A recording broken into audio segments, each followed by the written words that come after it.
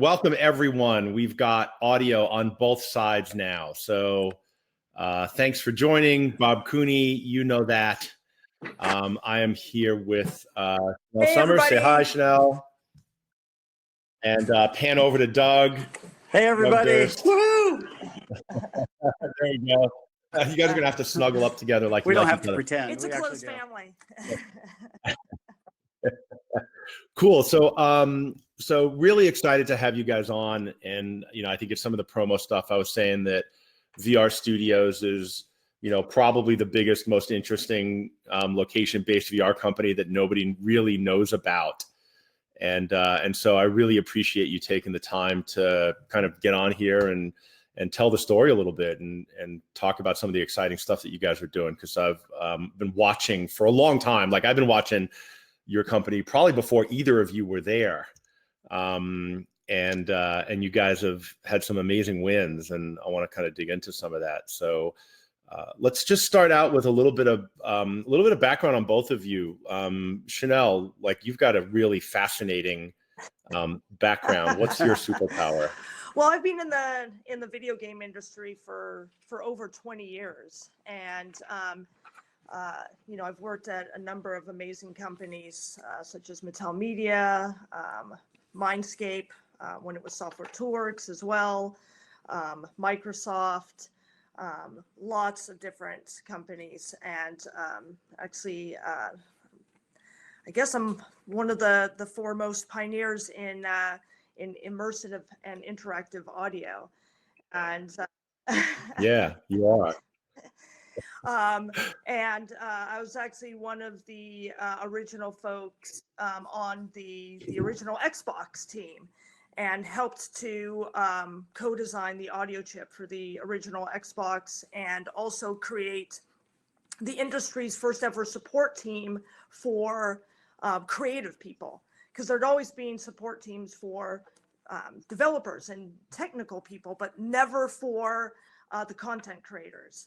And when we were first putting Xbox together, we were making something by artists for artists. So we wanted to have a team that supported the sound designers, the artists, the game designers, the musicians, all of the creative folks. So that was a. And when you say support, what do you mean? What does that mean? Because support can mean a lot of things, but I sense there's something interesting there. Evangelizing, working with them very closely to really take advantage of the power of Xbox, because again, it was a lot of like very technical people that were digging their hands in. We wanted to make sure that the creative people were super educated, super excited, super evangelized, and we wanted to work with them very closely to get the best games out there. Yeah. So that was a big deal in really making games that were super high quality, to be able to provide that kind of education and support to those folks. Yeah, awesome. And so, Doug, what's your background? Yeah, so kind of a long history in technology. I started off in a very interesting technology, video laserdisc for educational learning. One of my first roles out of college, and from there I started a tech company. Early days of the CRM and ERP systems. So I did that for about 15 years. Sold the company, went to work for Microsoft. Really helped Microsoft with their initiative when they bought Great Plains Software out of Fargo, North Dakota, and they need to integrate kind of the business side into the technical side of their business. So that was a lot of fun. And after I left Microsoft, I've been doing pretty much CFO, COO work for both private and public companies, most all related to technology. So that's kind of the trend throughout my career. Was involved in one of the first social media monitoring analytics, big data companies, Visible. And they had the chairman of the board was Joe Grano he was the ex-chairman of UBS and Merrill Lynch. So had a blast in a lot of different sets of technology, and typically they're immersive and they're new. So certainly this field fits well into that. And I like to think of it as kind of a game changer. It's easy to be too broad, as I think we were. You alluded to not being known. And I think initially we were looking at all industries like the medical, military, training, and there's so many. And you mean VR Studios when Yes, you say yes, we. so This much is, opportunity, and yeah. now we've kind of really refined that focus, location-based entertainment, and I think we've really found a nice niche here. But I would also say that even with Yeah. looking at those different fields, we still have been doing location-based entertainment, longer than any other folks. Like we quickly identified that much earlier on, particularly when other folks were still really like dabbling in consumer VR and going, oh, it's all about consumer VR. And we were always about location-based entertainment VR. We weren't one of those folks that like, oh, it's all about LBE VR. Let's transition over. We were always here doing it, working with a lot of very big companies, gaining a lot of experiences, understanding what it means to be an operator and what experiences work and what don't. Yeah.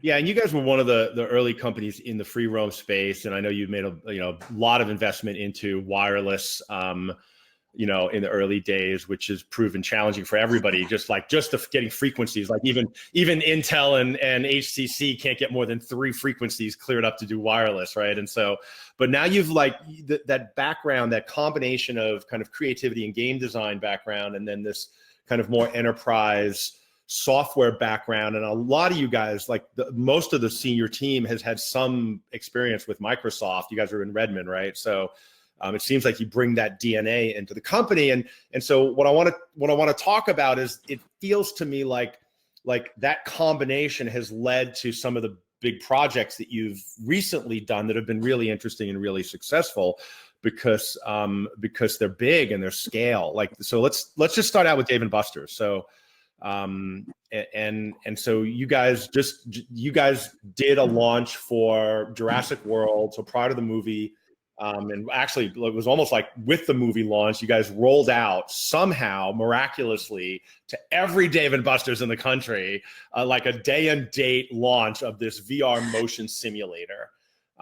What was that like? How did that come about, and what was that project like? We had been working with Dave & Buster's for many years already, and they came to us when they wanted to create, excuse me, a VR simulator platform, and they were really working through how to reintroduce VR to their venues, and so they came to us over 2 years ago with a plan to develop this platform, and they really wanted our assistance in executing that plan.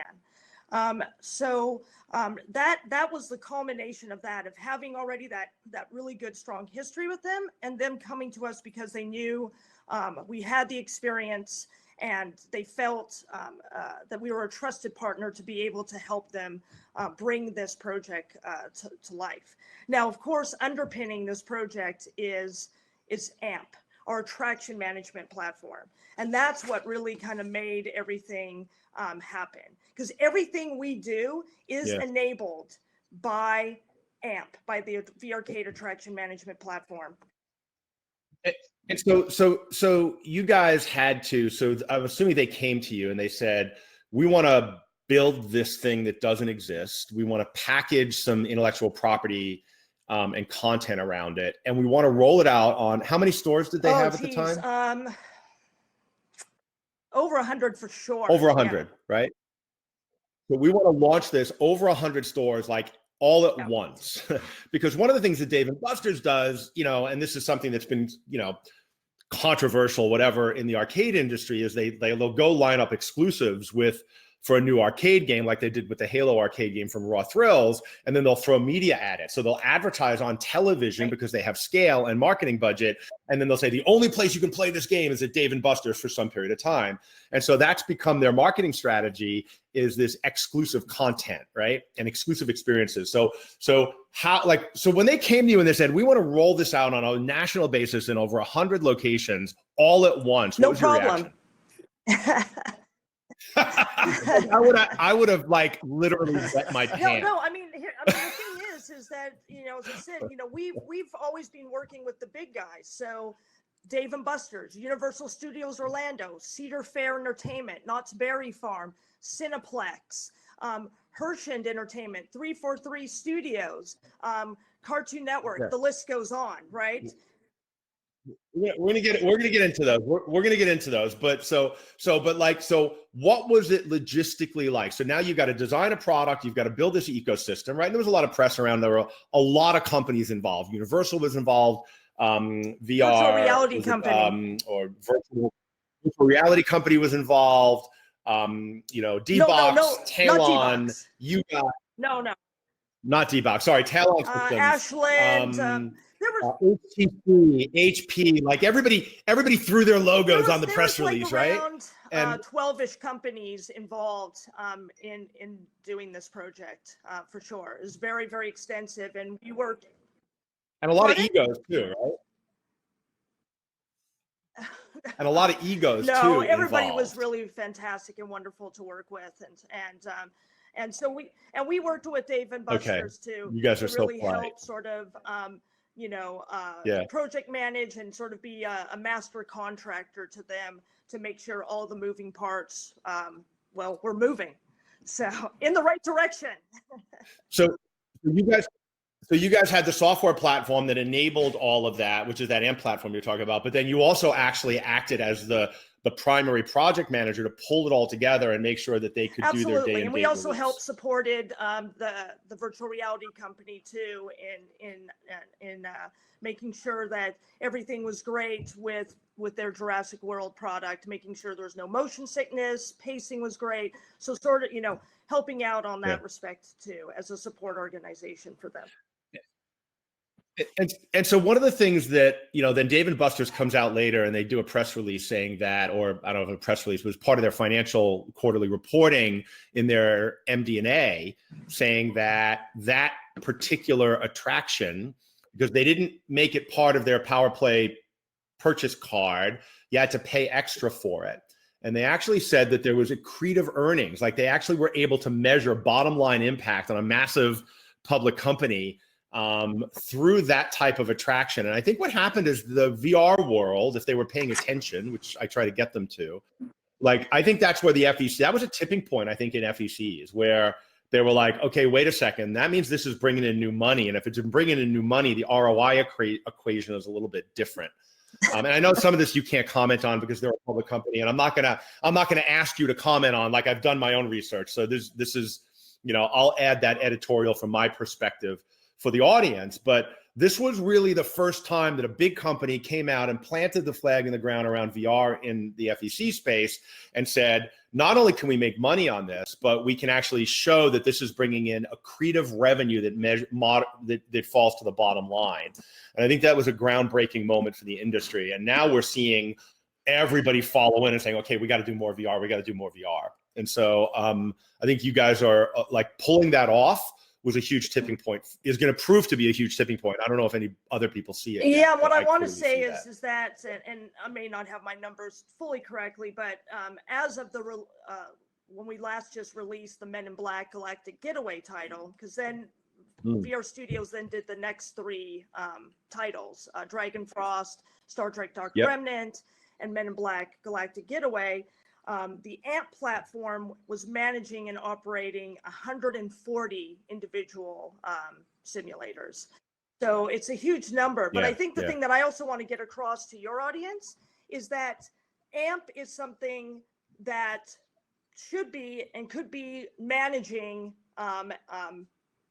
all your audience's attractions. So this is not just something that is and that's that, and specific or proprietary to Dave and Buster's or to us. This is for the community at large.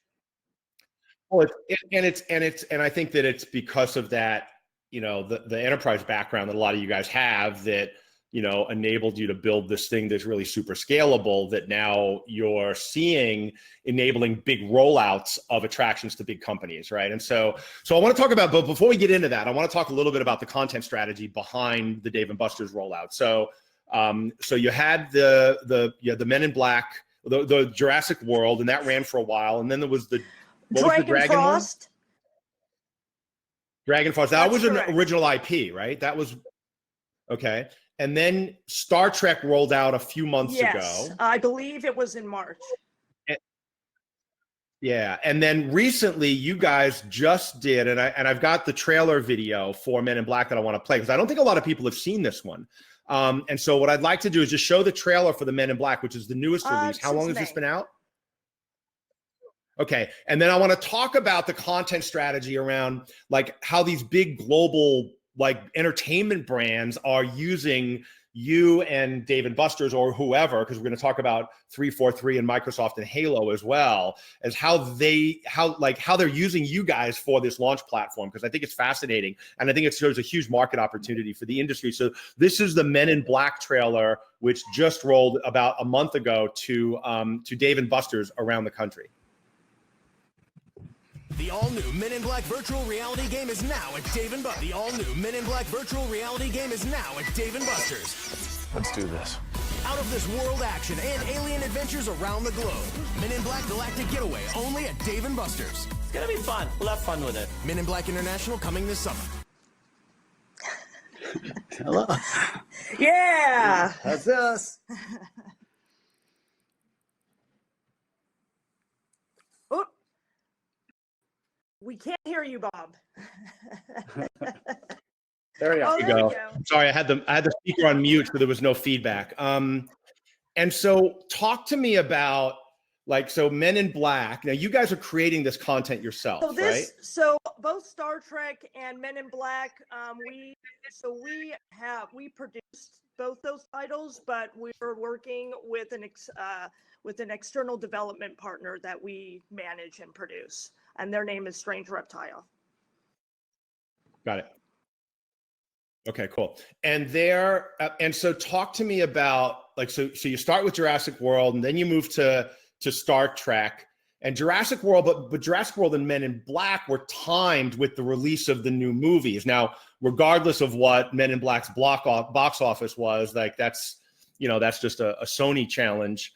What was the strategy behind what can you talk about the strategy behind using location-based VR and specifically Dave & Buster's maybe to launch these global entertainment properties? Because it's really fascinating. Well, I mean, frankly, to be honest, that's a better question for Dave & Buster's and Kevin Backus, because it's really their. I've been trying to get him on the show, so if you know him, we're drop just a being word. really great collaborative partners in helping them to realize their content strategy in a very successful way. I would say that's a better question for them for sure. The other thing I wanted to also make sure to mention to everybody out there is that all these games are all playable. None of them go away, so you can play all of them. They don't get rotated out. They're all available. Gotcha. So now there's a library of 4 games / rides there, and because they're kind of interactive rides, right? There's games, but there's motion, and so it's kind of this really interesting, because Rabbids the ride has gotten a lot of traction. There's 500 of them installed around the world now, but it up until now it's been passive, right? The LAI product, and now they've just added an interactive one, or they just announced an interactive one. But you guys have made all of these kind of gamified and interactive to drive repeat play. How's that worked? And do you have any statistics you can share regarding replayability or anything like that? We don't have any statistics we can share, but we can say that it's the Dave & Buster's VR simulator has been a great success. The titles have all been a great success. And they're very happy. So if they're happy, we're happy because they're the customer. And I've seen where their customers in turn are very happy. Yeah. So they're saying you guys don't have audio. Hold on. One person said that. Hold on. Is everybody else able to hear? All right. Joe says you can hear everybody. Okay, cool. Thanks, Joe. All right, we're good. Sorry, Gabriel, I'm not sure what's going on there, but you might need to refresh your browser. Sometimes that happens with Demio.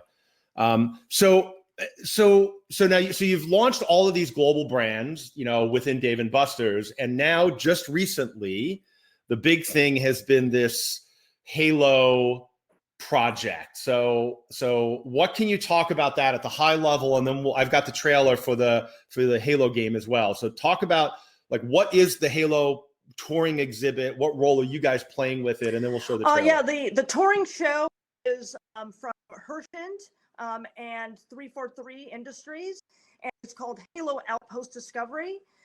The first show has happened. It kicked off in Orlando, and then it is moving through to 4 other cities. So it will go to Philadelphia, Chicago, Houston, and then end this year in Anaheim. I don't have the specific dates, but if you go on site and look up Halo Outpost Discovery, you'll have all that information of those dates for the cities. But it is like, think of Comic-Con, but Halo, right? So, and it has really tremendous different types of attractions. So besides our VR attraction, it has escape rooms, laser tag, this big, interesting sort of dome ride film experience, and a whole lot more. So it's really cool. But our attraction is called Training Grounds, and it's actually built on top of our really cool product called VRcade Power Play. Power Play. We're going to talk about Power Play and esports here in a few minutes, but let's. I've got the Halo the video up here. So let's see if we can get this.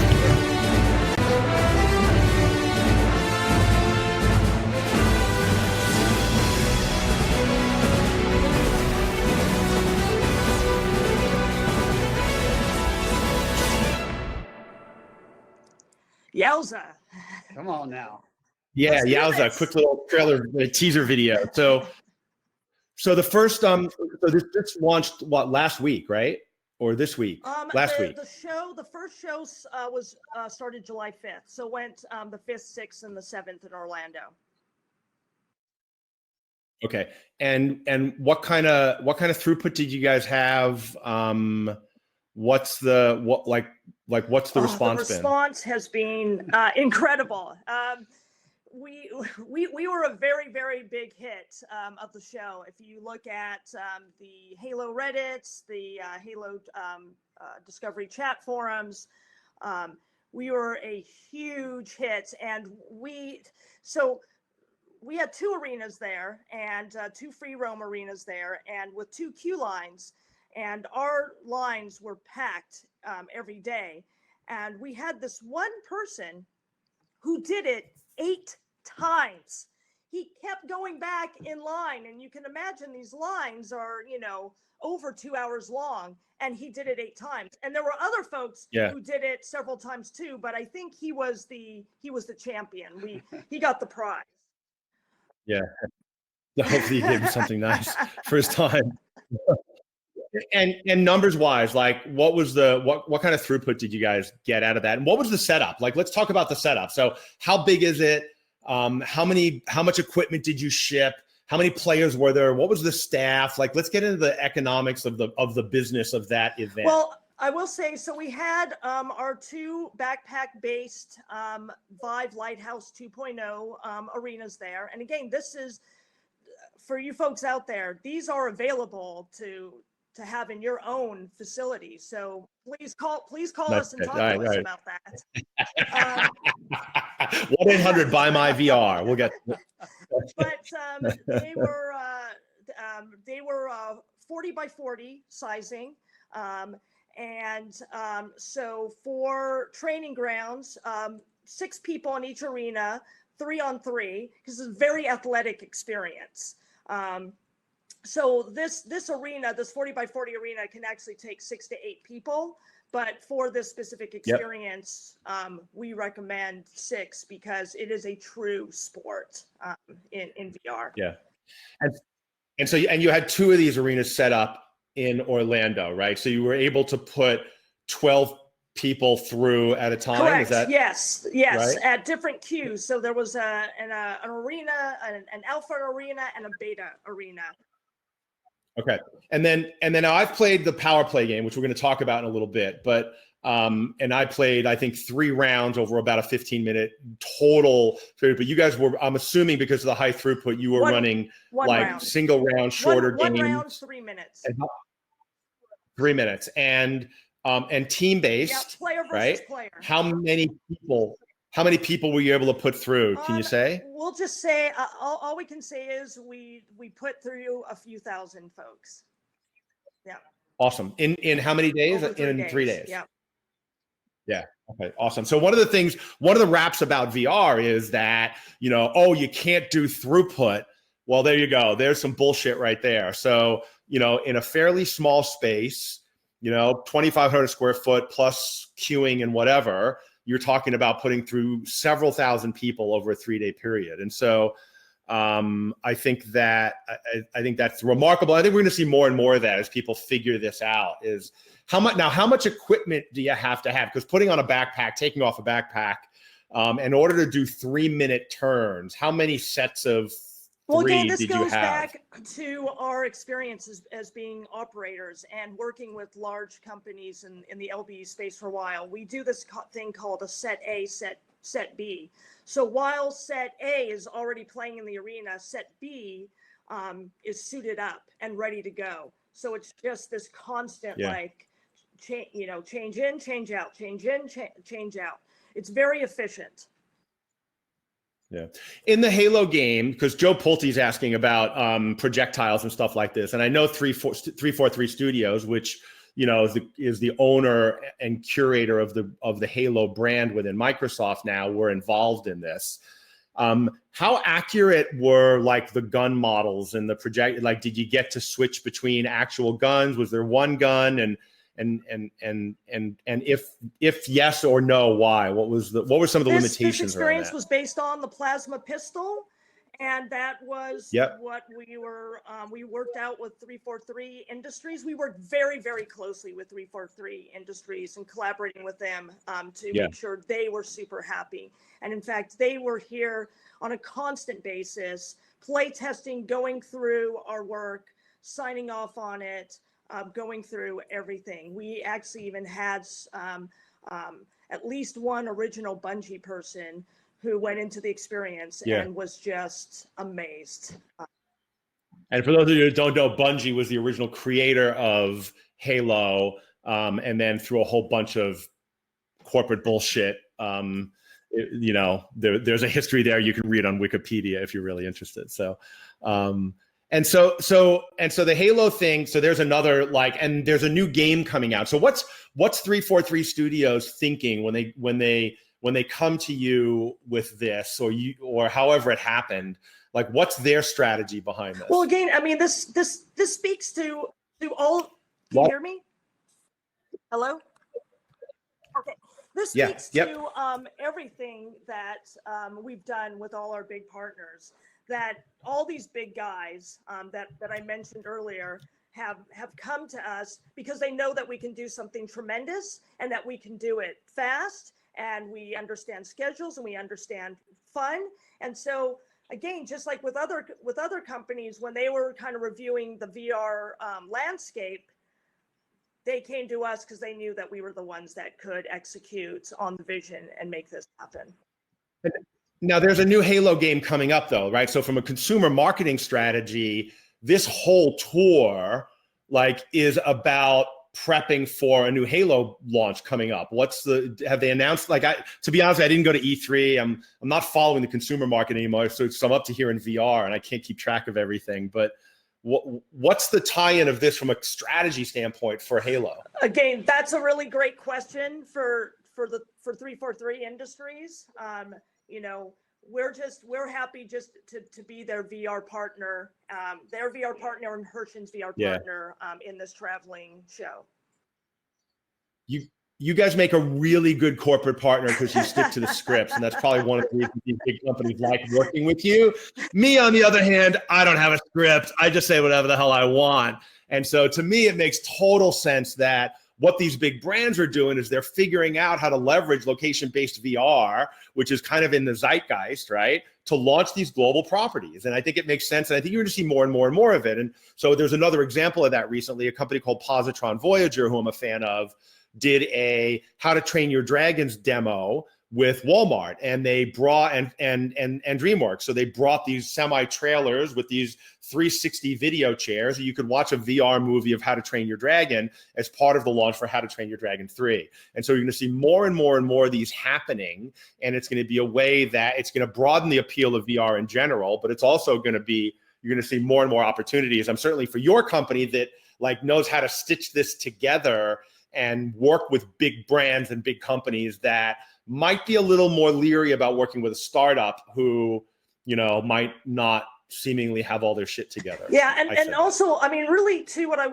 the message I want to bring to the audience out there is, you know, even though, like, you know, we've been working with these very large companies and doing these big projects and doing these big custom projects as well, you know, we bring those learnings to other folks as well. So we work with everybody else in the industry, and it's important to note that you know, we take what we've learned, we've extract game mechanics, extract operator learnings, extract business learnings to bring over to the FEC market as well.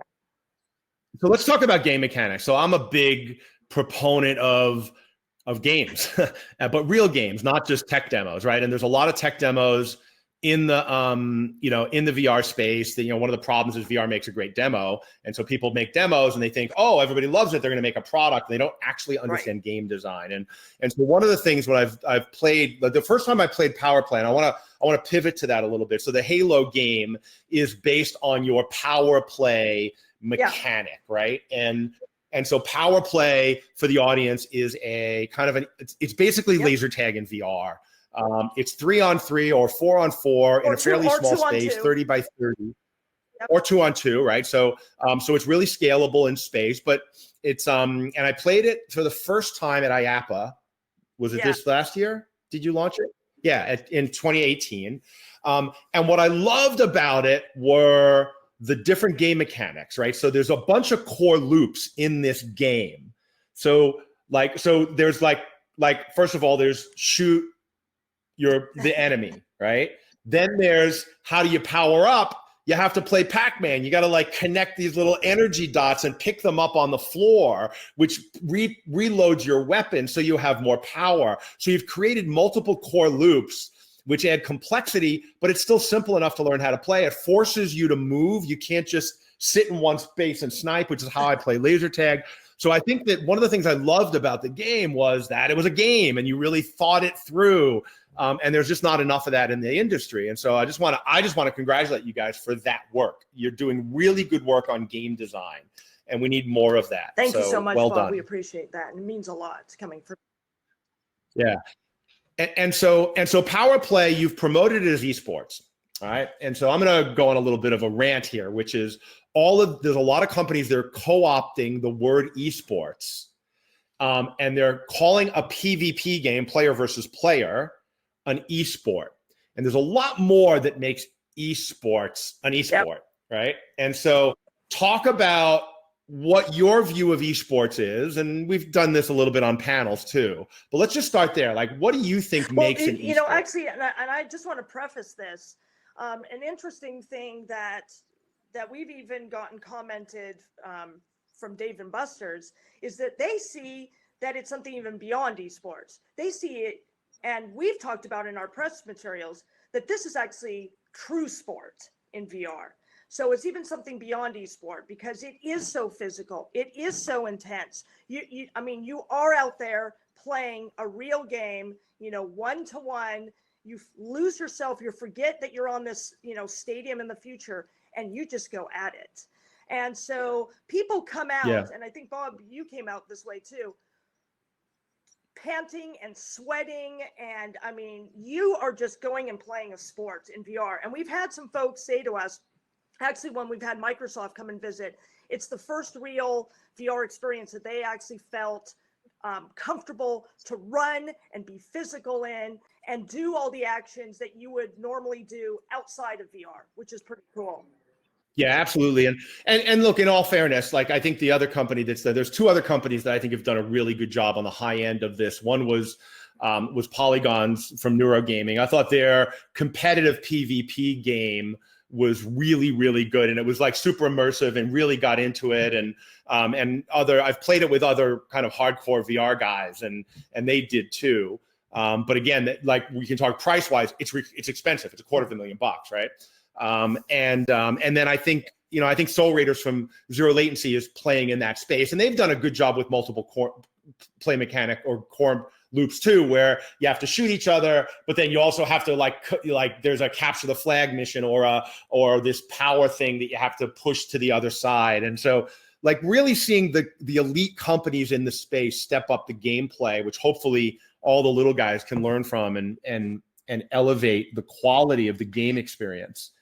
Yeah, I'd like to and I see mean that. the thing is we think of the whole esports package. So the whole idea of, again, AMP is what is powering all this, but leagues, tournament play, shoutcasting, the whole idea. Shoutcasting. Let's just talk about shoutcasting.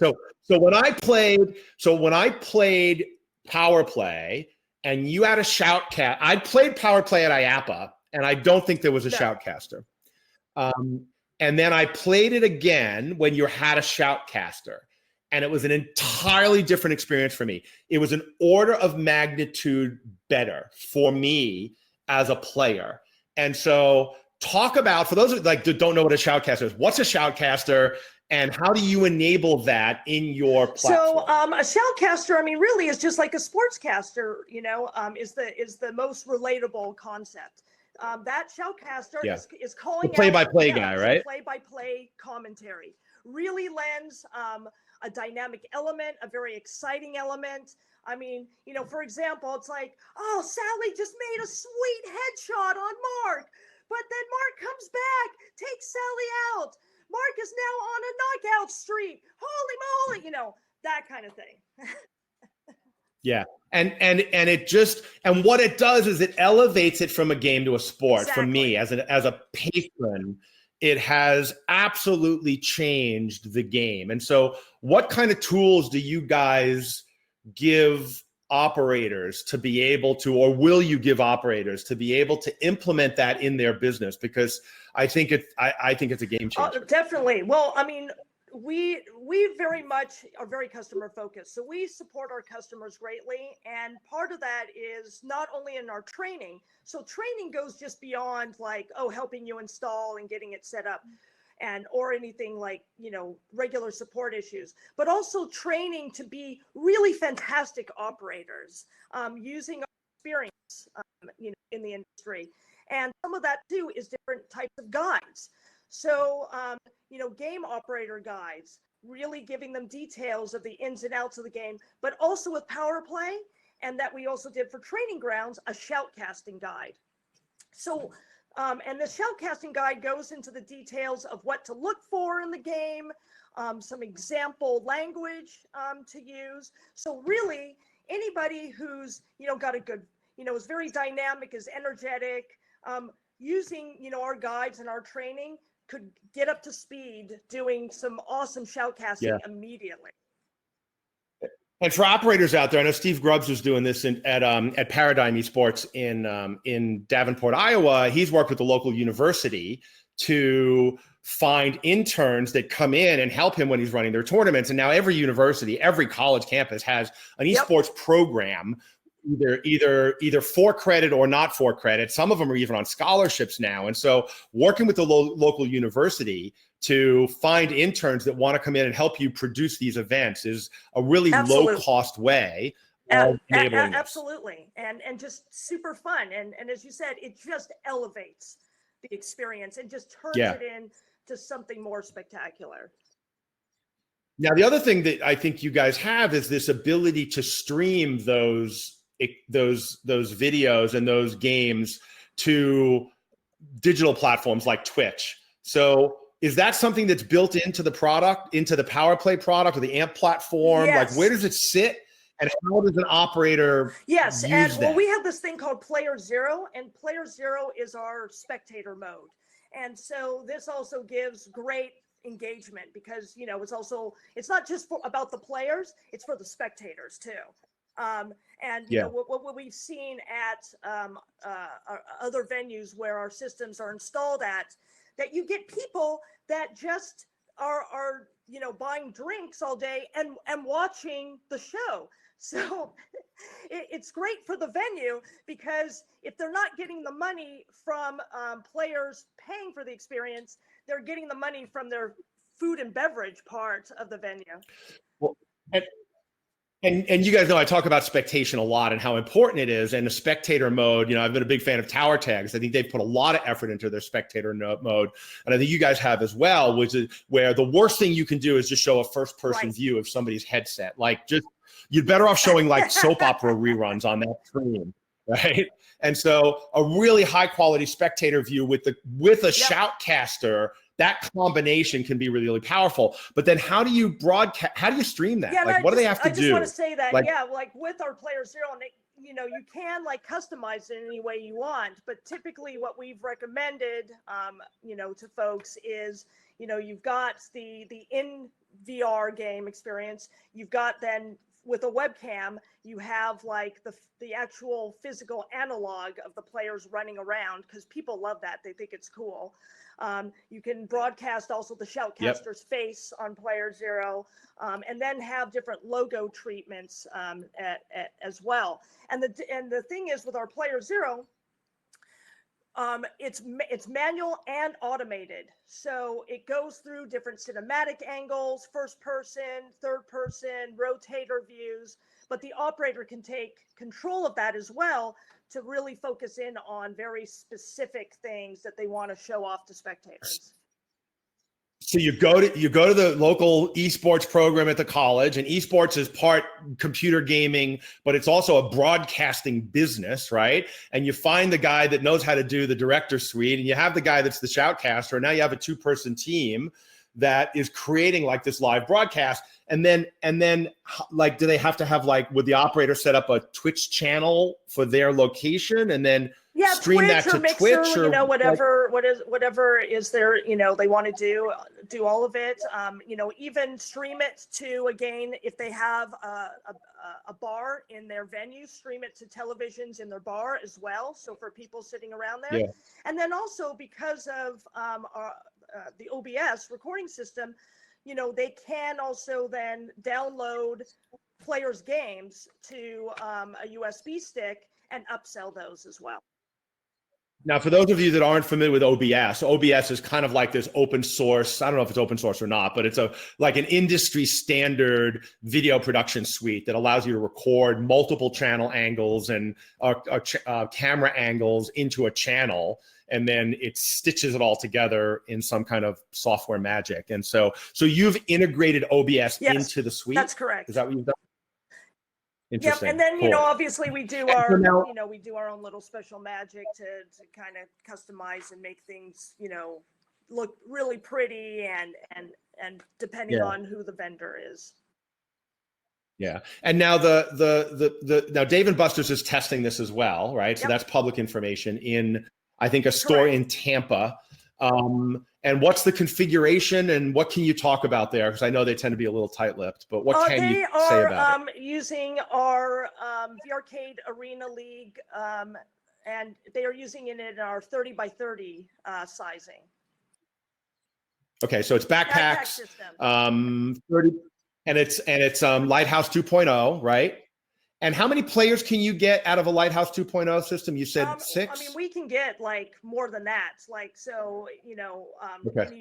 Upwards to 8 and so forth. But in this smaller configuration, we say in a 30 by 30, 4 to 6 is the recommended, because we also look at health and safety factors, not just squishing people in, but, really educating people. And customer experience. Why a game fits to this type of people, why, you have to look at safety gutters. So we look at all that stuff versus just going, let's just throw all these people in there for the sake of doing that. Now, one of the things I've heard about this installation is that this is actually, they're testing this in kind of a multi-purpose space, which is really interesting, right? And because there's a lot of space in FECs that's underutilized, but utilized, right? And so what are they doing? Can you talk about where they've put it and what type of space this can go into? I'd like to just talk, I guess I'd just like to talk in general versus like what specifically they have done. But yeah, Okay. I mean, for folks out there, this works really well in a multi-function, multi-event room.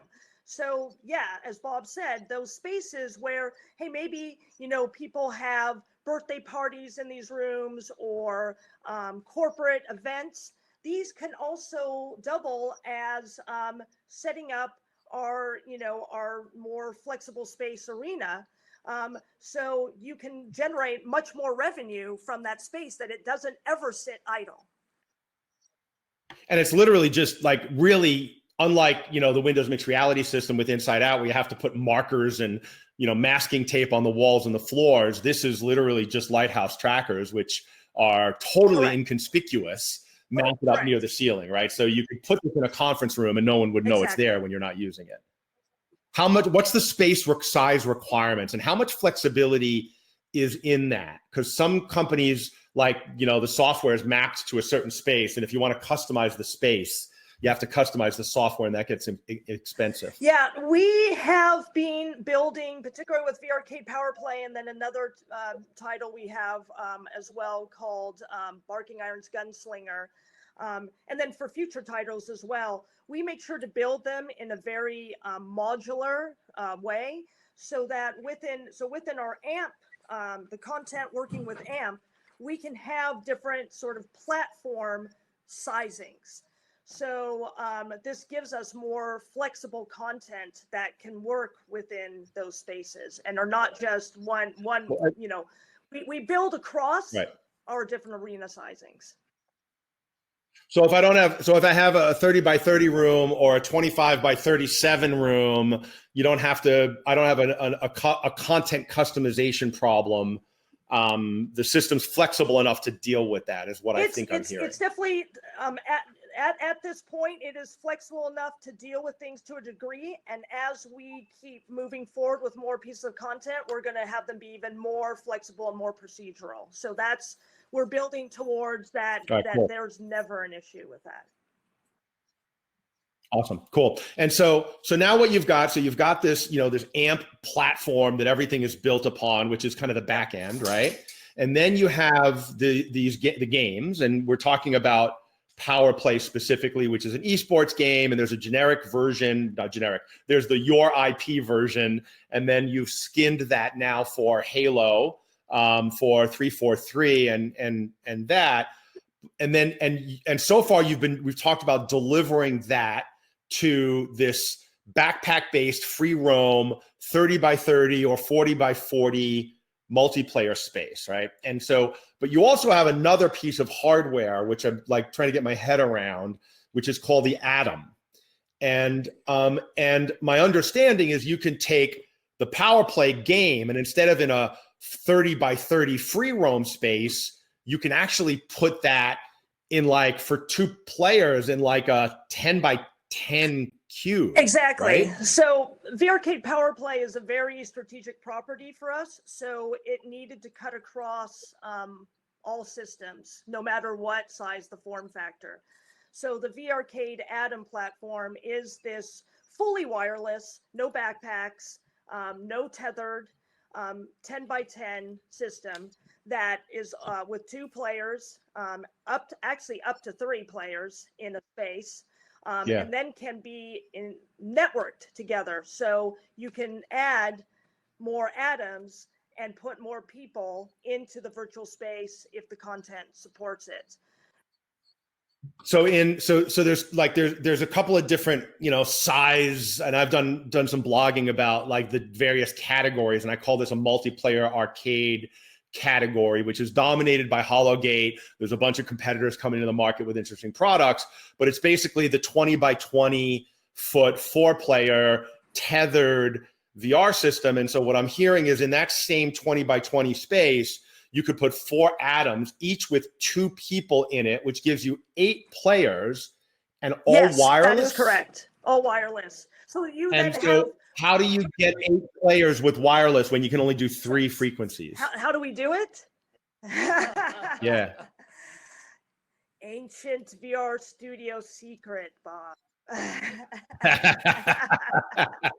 So they are enclosed, right? So I'm assuming you're doing some sort of like, RF barriers in the walls or something. Like I don't imagine it's that secret. Yeah, I mean, obviously there's things like shielding for sure, shielding between the things. Yeah, but, and we're using the Vive wireless, but we do use our own sort of secret sauce on top of that to really make it work in a very outstanding way. And that's from years of us doing wireless.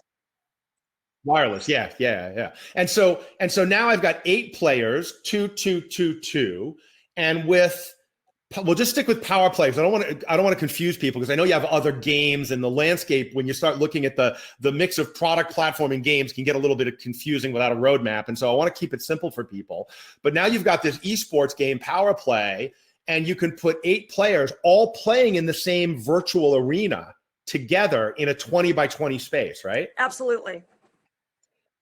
And you can stream that through your OBS and record it through your OBS solution and have a shoutcaster and that whole spectation player zero mode as well, right? Yeah, I mean, absolutely. There's things we're building out more for the Atom that we have for the arena, but these are things that we're able to do very easily. Yeah. Now, one of the things that I know this came up in the panel that we did at Amusement Expo, and we had a little bit of a smackdown between you and Armando, talking about laser tag versus VR, etc. But one of the challenges with PvP, and Joe's asking about have you done any PvE? I'll circle back to that. But with PvP is you get a bunch of people like you and me who might be better, or I think I'm better, but I don't know if I am or not. But let's just say I am. And we get in there, with some people like Scott who might suck, and he just has, or my friend Andre Lawless, who I always smoke every time we play PvP, and he just whines about it. And so we get in there, and they have a miserable time, and we have an amazing time. So how do you deal with that in PvP in an FEC setting, where for esports and competitions, that's just the price you pay? But what about the rest of the time when it's casual? Yeah, absolutely. So particularly for our arena version of Power Play, we've developed a really huge new feature, a huge new iteration, because we constantly iterate on our products and make them better and better and better. They're never one and done. We're about replayability. We're about making them more dynamic and expansive. And so Power Play has already been one of those games that I always say is the most replayable game in VR. That we have all these permutations because there's different sort of game modes, shot types, and battlefield configurations that randomize together to create different ways to play it. So again, never the same game twice. But in this new version of Power Play, we actually provided operators with very granular control over their match structure. So we're allowing operators to customize settings and elements, including number of rounds, game modes, shot types, play styles, and some specific wall configurations. So when I mentioned play styles, we've established right now these 3 play styles with rubber banding player settings. So each play style has a different effect on player health, energy amounts, and as I said, rubber banding. And so now we've given the operators very fine level ways to configure exactly how they want to play out Power Play, have different customized match templates, but also give them these different play styles. So for instance, this really has great implications for different personas or different player profiles for different events. So birthday parties, young kids playing or families playing together versus more aggressive young adult. Can you turn the rubber banding on and off based on the play style? Because you don't want rubber banding in there if it's a competitive tournament, right? And absolutely, and that's and exactly, and you can customize that and not have that, not use that, So then you would use something like hardcore play style and not have any rubber banding.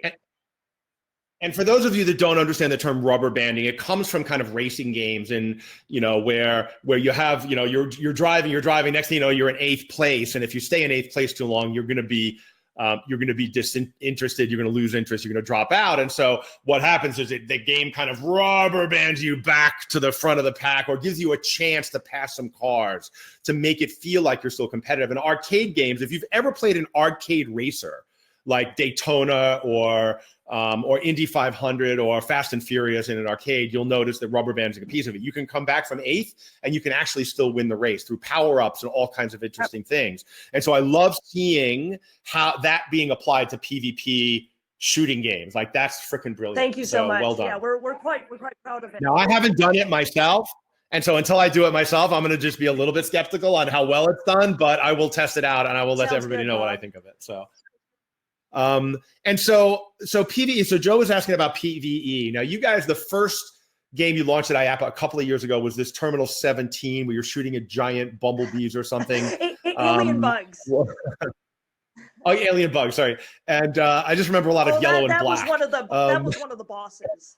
It was like a giant menacing wasp. And so, yeah, and so what's happening with the PvE co-op space? That's kind of where, because I know your Barking Irons game, your Western game, and I'll just mention that.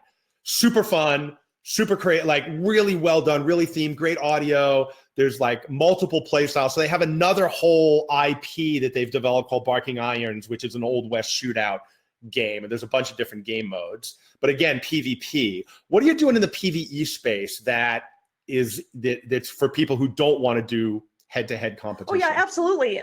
We have... particularly on the Atom, we have a ton of games that feature co-opetition, is what we like to say, that you are, competing against each other for best score, but you're also working together to achieve team objectives. So we do have a number of those titles as well. And we've got, actually, for Arena, we are very close to finishing up a co-opetition title. Cool. Now one of the things Joe pointed out, he saw, like, you take the power play and you take some development and now it becomes a Halo game. And so assuming now you guys have these relationships with these big brands, can we expect to see more customized brand-based? You don't have to comment on who, but can we expect to see more of that coming? And are you going to be able to leverage, like everybody now wants Halo as, a PvP esports game in their FEC?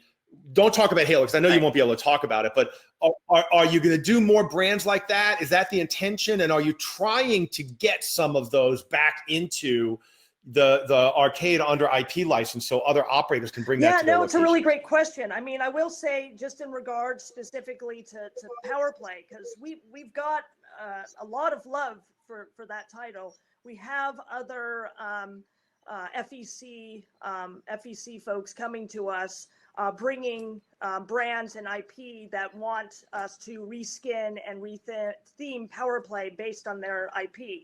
Now, that stuff is probably going to be exclusive to their FECs because they're bringing that. But there is the possibility for sure, because of our relationships with different studios and creative studios, to offer that more to the masses. And you look, you've just keyed up on something which is a big issue for me, which is differentiation at the operator level. And so, all these operators are buying the same thing, and which makes them the same vanilla flavor of everybody else on the street. And some of these geographic markets are getting hyper competitive. So an operator that has multiple locations could come to you and say, can you build me something unique, or can you skin something unique for either an IP I've got, or can we go get an IP and give me an exclusivity window or something? I assume that's something that you can help. Absolutely. Absolutely. I mean, we have a lot of experience with this. We can do this. We have also, far-reaching development partners that we work with that have experience working in different types of high-end LBE VR and working with brands too. Yeah, all right, let's get Doug back in here because I got some questions for him. He's been hiding. Hopefully he's still there. And thanks, Chanel. So Doug, look, you guys strategic investors from Cineplex, which we announced about a year ago or so ago. Congratulations. What what does that mean for you guys? And how is that, like, how are you going to be able to leverage that? And can you talk about it? Yeah, so probably generically, yes. One, I think it's a great partnership, and a great partnership really is due to a great partner, right? And Cineplex is just, and we knew this beforehand, and we've seen that even more so. They're just a great partner, and if you see, let's say the movies coming out to the marketplace are less in some quarter, revenue might go down, but then you see all of a sudden an increase in the other areas of their business. So the whole amusement and leisure, location-based entertainment, and you see that just part of their strategy. And so between that and the relationship with Player One, which is, as you know, one of the large distributors, it's just a great symbiotic relationship. And both you look at in the location entertainment-based space. I mean, just the Rec Room alone increased 77% revenue last year for Cineplex, and you can see that in their annual report. So Rec Room is one of their FEC brands. They have so Cineplex is the largest theater operator, for those of you that don't know, in Canada. So they have studio relationships. Then they own Rec Room and Palladium, which is another FEC, which is more younger skewed. Rec Room is older skewed and more millennial basis, right? And then they also operate some of those and other arcades in theaters. How many arcades do they have in Canada? Do you know? I don't know the number, but I know they're growing, and you can look at that at some of their press releases. So that's kind of a continuum. And then you look at even the Player One, very, very potent in down to the FEC and the operators. I think they hit 165 million last year. So again, a great relationship there. And you just see the partnership and the channel and the exposure to both the end user customer and the different components. So we're really excited about it, and just a great team to work with. Very, very professional, yet they really understand the customer. They walk in and they have a pulse on that. So that's really helped us too as well. So they've invested in the company on a strategic level. You've got access to these other priority access to these other venues and these other distribution channels. From a strategy standpoint, have you guys has it gotten dialed in yet, or is it still too early to really? Because I know when big companies are doing a lot of different things, ideally they have an image of how that's going to play out strategically. Have you guys nailed that yet, or is it still kind of a work in progress, or can you not talk about that? Well, I'll talk about what I can, and that's that they are committed to the location-based entertainment space, right? And they're expanding it, and it's working. So I think that's kind of the starting point. And as far as they've got their own rollout schedule, what that means, what kind of volume, what stores, that part I can't really talk about, but certainly we're involved in that. And I know George Sauter, who's their head of strategy. He's a friend of mine, and we talk occasionally, not occasionally enough for my personal taste, because he's a super smart guy, and I always learn so much when I talk to him. But I know he's a big believer in VR. Like, they've done an exclusive deal with The Void. They've done this strategic investment with you. Can you talk at all about how Cineplex views VR and location-based VR in general? Obviously, they believe in it, or they wouldn't have wrote the check. But can you give any more insight into that for people who are looking for hope? Look, I'll give you the context. Like, there's a lot of people struggling in this business, wondering, is it an industry? Is it a business? Is it going to take off? Is it a fad? Is the consumer market going to take over? And then you get these big companies all of a sudden come in and start writing checks. What does that mean? Yeah, so I think as a starting point, they believe in it, and so it always starts with a belief, and typically what follows that is some stepping out in faith. So I would say they're much past the stepping out in faith, where they've actually engaged in it, they've deployed it, and they've had success with it. And so it's much like the DNB in a different way, but they have the vision for it, then they've leaned into it, and then they've through expertise, working with partners like us, they've actually been successful at it. And what goes along with that is the principle of Kaizen, continuous improvement, right? So George will walk into a setting and he'll go, gosh, we should have more branding here. We should have more flow through here. I mean, they're all about what the customer wants. And so you start adding that to the mix. And I think together, the outcome is much better and starts to be scalable. Yeah. Yeah, cool. Well, I'm really looking forward to seeing how all of those puzzle pieces come together to move the industry forward, because I think that's really needed, and that's what's going to happen. And the rising tide lifts all ships, and I know that's said a lot, but I think in this industry, because it's so nascent and so young, and there's so much growth available, there's still room for everybody that's in it today to be successful. I truly believe that. Right. So. And what I'll add to that too, I think it's been fantastic, the partnership for us, because we have another enterprise customer who is just scaled. And so we understand what it means to have a high volume of implementations, networking, complex environments, a lot of other things going on from a Wi-Fi standpoint.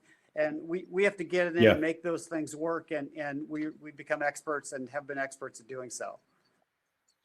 Yeah, awesome. So cool. Well, I can't wait to hear more about what you guys are doing. I can't wait to see Halo VR at every FEC. So come on, Chanel, get that deal done. And 343, if you're listening, Guilty Spark, wherever you are, come on, let's do it. And I really appreciate you guys taking the time to join me and tell us a little bit more about what the hell you guys do, because I think it's been enlightening. It's great talking with Thanks you so much, Bob. and your group. Thanks, everybody. My pleasure. And so next week, I'll be bringing Pete Gustafson, former head of sales for Sega, but now currently the president or executive director of the AAMA, which is one of the trade associations that works with distributors and manufacturers in the amusement sector, and has been the biggest supporter of the VR, the location-based VR Arcade Conference at Amusement Expo, which is going to be in New Orleans next year, by the way. So block out your calendar, come to New Orleans. We're going to party. But we're going to talk about the association. We're going to talk about what they're doing and how he sees VR fitting in all of this. So we'll see you next week. And I think I'll still be here in beautiful Spokane, Washington. So thanks again, everybody. See you online. Share this with your friends. We'll talk to you soon. Thanks, guys. All right, bye-bye.